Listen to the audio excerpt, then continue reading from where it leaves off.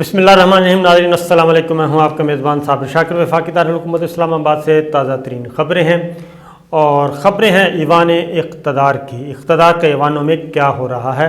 वज़ीर आज़म इमरान खान साहब जो हैं वो सेहतयाब हो चुके, उन्होंने काम भी शुरू कर दिया और इजलासों की सदारत भी शुरू कर दी और अहम तरीन फ़ैसले भी कर लिए। गिलगित बल्तिस्तान के बारे में एक बड़ा मंसूबा, बड़ा क्या कहना चाहिए, बजट भी अप्रूव कर दिया।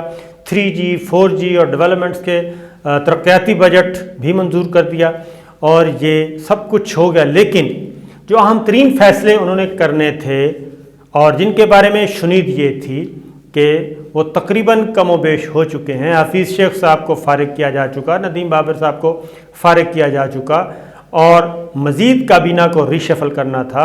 5-6 वज़रा के महकमे तब्दील करने थे, कोई 2-3 वज़रा को घर भेजना था और नए चेहरे भी आने थे।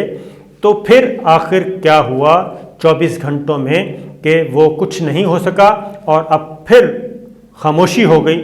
इसके बारे में आपसे बात करेंगे कि पसे पर्दा क्या चल रहा है और अभी तक ये सब कुछ क्यों नहीं हो सका। उससे पहले कुछ खबरें हैं, अच्छी खबरें हैं और वो भी एक अच्छा साइन है। ख़ास तौर पे आम तासुर यही लिया जाता है क्योंकि गवर्नमेंट जो है वो महंगाई में फंसी हुई है और महंगाई वाले नैरेटिव से अभी तक निकल नहीं पाई। हफीज़ शेख साहब को तब्दील किया, वो भी महंगाई की वजह उन्होंने करार दे दिया कि काबू नहीं पा सके। बहुत सारे अच्छे काम भी हो रहे हैं। नैब के बारे में कहा जाता है तो पिछले 3 सालों में जब से ये गवर्नमेंट आई है तब से लेके अब तक नैब 500 अरब रुपया रिकवर कर चुका है मुख्तलिफ लोगों से, मुख्तलिफ मुल्ज़िमान से 500 अरब रुपया रिकवर करके कौमी ख़जाने में जमा करवाया जा चुका है या फिर वो मुतासरीन तक पहुंचाया जा चुका है।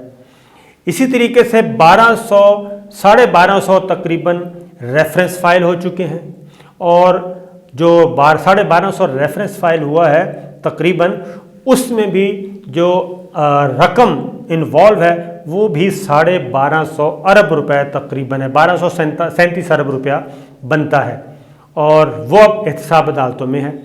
तो इसलिए ये तासुर आम है। उसकी वजह यह है कि शरीफ ख़ानदान से रिकवरी नहीं हुई जबकि जरदारी एंड कंपनी से भी रिकवरी हो रही है और वो ओमनी ग्रुप वाला मामला, फेक अकाउंट्स वाला मामला, उसमें आहिस्ता आहिस्ता प्ली बारगेन हो चुका है। बड़े बड़े बिजनेस टाइकॉन से पैसा वसूल किया जा चुका है। तो एक तो ये अच्छी इत्तला है। तो इसलिए ये आगे जाके जैसे ही ये मुकदमात आगे बढ़ेंगे और कुछ ना कुछ अच्छी चीज़ें बरामद होगी। उसके बाद अगली खबर, क्योंकि इस वक्त पाकिस्तान जो है इकोनॉमी के पहले पर बात करते हैं। डॉलर जो है वो कम तरीन सतह पे आ चुका है। यानी पिछले साल अगस्त में डॉलर जो था वो था तकरीबन 168, अगस्त सितंबर में 168 पाक रुपी का डॉलर था, जो अब कम हो के 6 माह के मुद्दत में, 6-7 माह में वो कम तरीन सतह पे आ चुका है। 15 रुपया जो है वो डॉलर गिर चुका है और वो पहुंच चुका है 153 रुपए में। तो डॉलर कहना चाहिए रुल गया, यानी कि जिसने 1 लाख डॉलर रखा हुआ था कि ये उसने ऊपर जाना है और 168 में उसने ख़रीदा हुआ था तो उसको 15 लाख रुपए की डज पड़ चुकी है। उसका 15 लाख रुपया मट्टी हो चुका है जिसने डॉलर पे एतबार करके। इसी तरीके से लोग तो ये तो लाख रुपए की मैंने मिसाल दी है, 10-10 लाख डॉलर तक लोग रखते हैं क्योंकि वो समझते हैं कि ये महफूज है। तो रुपया मुस्तहकम से मुस्तहकम तर होता जा रहा है और इसके असरात आम आदमी तक कब पहुंचेंगे और कैसे पहुंचेंगे, ये एक है क्वेश्चन। और अगर महंगाई को काबू ना पाया गया तो फिर हफीज़ शेख साहब के बाद अगला निशाना जो है वो गवर्नर स्टेट बैंक रज़ा बाकर साहब और उनकी टीम हो सकती है। तो ये एक अच्छी थी। स्टॉक एक्सचेंज बेहतर जा रहा है। फिर एक और अच्छी खबर ले लें और वो ये है कि पाकिस्तान में चूँकि कोरोना इस वक्त बहुत ज़्यादा नुकसान पहुंचा रहा है, खौफनाक हद तक। तो वैक्सीन इसका इंजेक्शन, इसका दवाई जो है वो बाजियाब नहीं थी, दस्तयाब नहीं थी। तो अब یہ ہوا ہے کہ پاکستان اور چینی کمپنیز کے درمیان معاہدہ ہوا ہے، 70 لاکھ ویکسین جو ہیں وہ خریدنے کا معاہدہ ہو گیا ہے۔ اب 70 لاکھ ویکسین اگلے ماہ کے آخر تک پاکستان پہنچ جائیں گی۔ 40 لاکھ ایک کوالٹی ہے اور 30 لاکھ دوسری کوالٹی، دوسری کمپنی، 2 کمپنیوں کی یہ دستیاب ہوں گی۔ 70 لاکھ سائنو فارم کی 40 لاکھ ہوں گی اور 30 لاکھ ویکسین ڈوز کی خریداری بھی کی جائے گی۔ تو یہ معاہدہ ہو چکا ہے اور جیسے ہی یہ ویکسین دستیاب ہوگی، یہ چائنیز ویکسین ہے، جیسے ہی یہ دستیاب ہوگی تو انشاءاللہ العزیز لوگوں کو مہیا ہوگی اور اس پہ پھر جو خطرات ہیں وہ ٹل جائیں گے، یعنی جو شرح اموات ہے وہ کم سے کم ہو جائے گی۔ اسی طریقے سے وفاق حکومت نے یہ بھی فیصلہ دیا ہے کہ صوبے بھی خرید سکتے ہیں اور اب جو سندھ ہے وہ بھی براہ راست جو ہے وہ ویکسین خریدے گا، اور اس طریقے سے پاکستانیوں کو ایک اچھی خوشخبری کہنا چاہیے، اچھی ہے۔ تو یہ ایک ہو گیا۔ باقی 70 سال پہلے 70 سال کے لوگوں کو لگائی جا رہی تھی، پھر 60 سال سے اوپر، اور آج سے 50 سال پلس والے بھی اپنی رجسٹریشن کروائیں۔ 1166 ہے غالباً نمبر، اور ای میل اور نادرا کی ویب سائٹ بھی ہے، وہاں جا کے آپ اپنے آپ کو رجسٹر کروائیں۔ 50 سال سے زائد عمر کے لوگ تو ان کو بھی میسج آ جائے گا۔ تو یہ سلسلہ شروع کریں سب کی سہولت کے لیے۔ اب آگے بڑھتے ہیں پولیٹیکل سٹوریز کی طرف۔ تو جناب، وفاقی کابینہ میں رد و بدل ہونا تھا لیکن نہیں ہو سکا۔ 24 گھنٹے گزر گئے اور اس میں کم و بیش کافی فیصلے ہو چکے تھے، لیکن اس میں پھر رخنا آ گیا ہے، پھر اس میں بحث و مباحثہ۔ میں نے ایک آپ کو بات بتائی تھی، تو وہ یہی تھی کہ بند کمرے میں کچھ صلاح مشورہ ہوا، کس کو لینا ہے کس کو نہیں لینا، فلاں کی وزارت تبدیل کرنی ہے، فلاں کی نہیں کرنی، فلاں کو ڈراپ کرنا ہے، فلاں کو لے لیں۔ تو معاملہ یہ ہوا ہے کہ اب بات چیت اس سے آگے نکل گئی ہے، اتفاق نہیں ہو سکا۔ شبلی فراز صاحب کو وزیر پیٹرولیم بنائے جانے کی بات ہوئی تھی، لیکن کل جو ہے وہ تابش گوہر کو پیٹرولیم کا معاون خصوصی مقرر کر دیا گیا ہے۔ اس کا مطلب یہ ہوا کہ شبلی فراز صاحب کو وزارت پیٹرولیم نہیں دی جائے گی اور زیادہ امکان ہے کہ وہ وزارت اطلاعات و نشریات میں واپس آئیں گے۔ اسی طریقے سے حماد اظہر صاحب نے بطور وزیر خزانہ اپنا ذمہ داریاں بھی سنبھال لیں، وزیر اعظم نے مبارکباد بھی دے دی، وزراء نے بھی مبارکباد دے دی۔ اب ان کے لیے اگلا امتحان ہوگا کہ جناب اب آپ نے مہنگائی کم کرنی ہے، اور خاص طور پہ رمضان المبارک میں جو ان کا ہے کہ یوٹیلیٹی سٹورز پہ ہم 40 روپے فی کلو چینی جو ہے وہ مارکیٹ سے کم ریٹس پہ دیں گے، تو اس کو بھی کیسے کامیاب کرنا ہے، یہ ایک بڑا امتحان ہے۔ اور اگر حماد اظہر صاحب وزیر خزانہ بننے کے بعد وہ بھی نہ کمی کر سکے تو پھر مشکلات بڑھیں گی، پھر حکومت کے پاس فیس سیونگ مزید ختم ہو جائے گی۔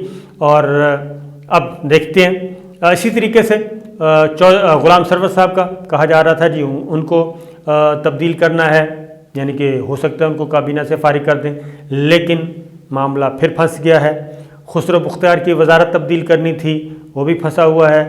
فخر امام صاحب کو تبدیل کرنا تھا وزارت لے کے، ان کو کشمیر کمیٹی کا چیئرمین بنانا تھا، وہ بھی معاملہ رک گیا۔ پھر رزاق داؤد صاحب جو الیکٹڈ اور نان الیکٹڈ، پھر یہ بحث چل رہی ہے کہ بھئی اگر نان الیکٹڈ کو نکالنا ہے، حفیظ شیخ کو نکالا اس بنیاد پہ کہ نان الیکٹڈ عوام کو جواب دہ نہیں ہے، پارلیمان کو جواب دہ نہیں ہے، ندیم بابر کو بھی اس لیے نکالا، تو پھر باقی نان الیکٹڈ کیوں بٹھائے ہوئے ہیں؟ رزاق داؤد صاحب کیوں بیٹھے ہیں؟ ارباب شہزاد کیوں بیٹھے ہیں؟ عشرت حسین کیوں بیٹھے ہیں؟ اور زلفی بخاری صاحب کیوں ہیں؟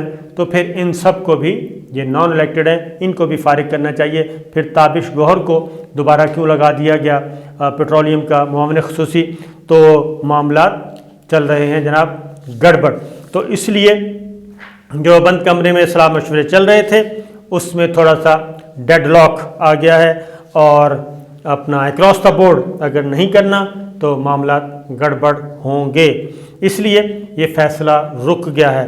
اب دیکھنا یہ ہے کہ آنے والے دنوں میں یہ کب تک یہ معاملہ چلتا ہے، کہ اس کابینہ کے موجودہ کابینہ کے ساتھ کیسے چلا جائے۔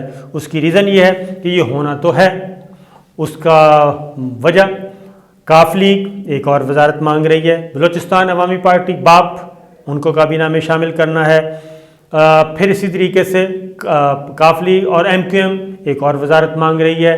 تو ان سب کو بھی وزارتیں چاہیے، اور پھر سینیٹرز جو نئے سینیٹر منتخب ہو کے آئے ہیں ان کو بھی چاہیے، نمبر 1۔ نمبر 2 یہ کہ حماد اظہر صاحب جو ہیں وہ مستقل وزیر خزانہ ہیں، تو پھر ان سے دوسرا قلمدان لے کے کس کو دیا جائے گا؟ اور اسد عمر صاحب وزیر خزانہ تھے، ان کو ہٹایا گیا تھا اس لیے کہ وہ معاملات قابو بھی نہیں کر پا رہے، اور آئی ایم ایف کے ساتھ معاملات طے نہیں ہو رہے، مہنگائی بڑھ رہی ہے، ڈالر کنٹرول نہیں ہو رہا، تو وہ ساری چیزیں تو ابھی بھی ہو رہی تھیں۔ تو اسد عمر صاحب کہیں واپس وزارت خزانہ ان کے پاس تو نہیں جانے والی؟ یہ بھی ایک سوال ہے، کیونکہ جو اس وقت چل رہا ہے سوشل میڈیا پہ اور اپوزیشن کی طرف سے، وہ کہتے ہیں جناب 3 سالوں میں 3 وزیر خزانہ، تو اصل قصور جو ہے وہ کپتان کا ہے، اصل قصور وزیر خزانہ کا نہیں تھا۔ لیکن جو بیک ڈور چینل پہ بات چیت چل رہی ہے، خبر میں آپ کو دے دوں، اسد عمر صاحب کو اس لیے ہٹایا گیا تھا کہ آئی ایم ایف کے ساتھ پروگرام لینا تھا آئی ایم ایف کا، اور اسد عمر صاحب ہو گئے تھے اسٹرکٹ، اور انہوں نے کیا کہنا چاہیے فلیکسیبلٹی شو نہیں کی تھی، کمپرومائز نہیں کیا، اور انہوں نے 2 اور 2 4 کی طرح بات کی، تو بات پھر دور تلک پہنچ گئی، کیونکہ پیسے تو چاہیے تھے، اور پیسے چاہیے تھے تو اس کے لیے ضروری تھا کہ کوئی ایسا بندہ لے کے آتے جو انہی کا ہو، اور انہی کی زبان اور انہی کی سائیکی سمجھے، اور ان کے ساتھ معاملات طے کرے، یعنی کہ عالمی مالیاتی اداروں کے ساتھ، آئی ایم ایف کے ساتھ۔ اور اس کے لیے حفیظ شیخ صاحب کے نام قرہ نکلا تھا، اور اس کے بعد رضا باکر گورنر اسٹیٹ بینک۔ اب وہ ہو گیا، آئی ایم ایف سے سارا پروگرام بھی اویل کر لیا، اب ہے انہوں نے جو چھرا چلانا تھا وہ تھا بہت زیادہ تیز رفتاری سے، بجلی کی قیمت بڑھا دو، 10% بڑھا دو، 20% بڑھا دو، سوئی گیس کی بڑھا دو جی اتنے % بڑھا دو، تو سخت عوام کی اتنی ہے نہیں، تو جو کام 2 سال میں ہوتا ہے وہ 4 سال میں ہو جائے، یہ ایک پولیٹیکل اپروچ ہوتی ہے۔ جو عوام میں سے لوگ آتے ہیں وہ اس طریقے سے دیکھتے ہیں، جو عوام میں سے نہیں آتے، جو ٹیکنوکریٹ ہوتے ہیں، وہ بائی بک جاتے ہیں، بس جو ہو گیا وہ ہو گیا، باقی عوام جانے، اور عوام کا جانے کام، نقصان ہوگا تو گورنمنٹ کا ہوگا۔ ہم عالمی مالیاتی اداروں کے ساتھ جو کمٹمنٹ کر رہے ہیں وہ پوری کر دیں گے، لہٰذا وہ آئی ایم ایف کا پروگرام فائنل ہو چکا ہے، پیسے سارے آ چکے ہیں، اب ہے واپسی کی باری، لہٰذا اب شاید حفیظ شیخ صاحب کی ضرورت نہیں رہی، اور ہو سکتا ہے آنے والے دنوں میں گورنر اسٹیٹ بینک صاحب کی بھی ضرورت نہ رہے، رضا باکر صاحب کی بھی، اگر وہ بھی اسی طریقے سے اسٹرکٹ رہے۔ پھر یہ جو اسٹیٹ بینک سے متعلق آرڈیننس ہے جس میں مادر پدر آزاد کیا جا رہا ہے اسٹیٹ بینک کی کیا کہنا چاہیے گورنر، ڈپٹی گورنر اور انتظامیہ کو، جو مادر پدر آزادی دی جا رہی ہے وہ بھی شاید امپلیمنٹ نہ ہو سکے، اور پارلیمان میں یہ کام رک جائے گا، اور اس میں ایسی امینڈمنٹس آئیں گی کہ یہ پاسبل نہیں ہے کہ کوئی گورنمنٹ کو بھی جواب دہ نہیں ہے، پارلیمان کو بھی جواب دہ نہیں ہے، اور خدا نخواستہ کل کو کوئی بڑا کام کر کے چلا گیا تو اس کو سنبھالے گا کون؟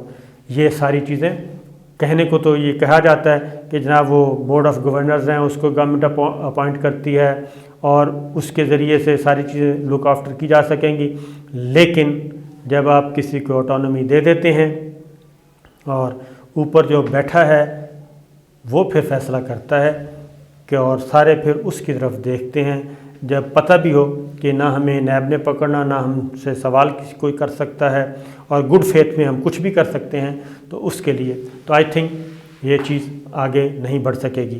اور جاتے جاتے ایک اور بات بھی کہہ دوں کہ کہا جا رہا ہے کہ راولپنڈی اور اسلام آباد کے درمیان فاصلے بڑھتے جا رہے ہیں گورننس کے معاملے میں، کیبنٹ ری شفل کے معاملے میں، تو یہ بھی ایک اہم جزو ہے پاکستان کی سیاست کا۔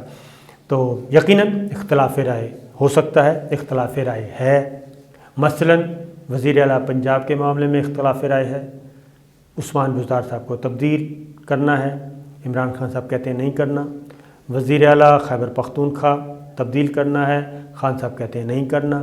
پرنسپل سیکرٹری اعظم خان، ان کو تبدیل کرنا ہے، خان صاحب نے تبدیل کرنے کے لیے تیار نہیں ہیں۔ اسی طریقے سے کابینہ میں بھی ریشفلنگ کے معاملے میں بھی ہو سکتا ہے، کیونکہ جب آپ ایک گاڑی میں سوار ہوں اور گاڑی کا صفحہ بھی ایک رکھنا ہو تو پھر اس کتاب کا ایک صفحہ رکھنے کے لیے سمجھوتے کرنے پڑتے ہیں، ایک دوسرے کی بات ماننی پڑتی ہے۔ تو دیکھتے ہیں جناب اگلے 1-2 میٹنگز میں نتیجہ کیا نکلتا ہے۔ اجازت دیجیے، اللہ حافظ۔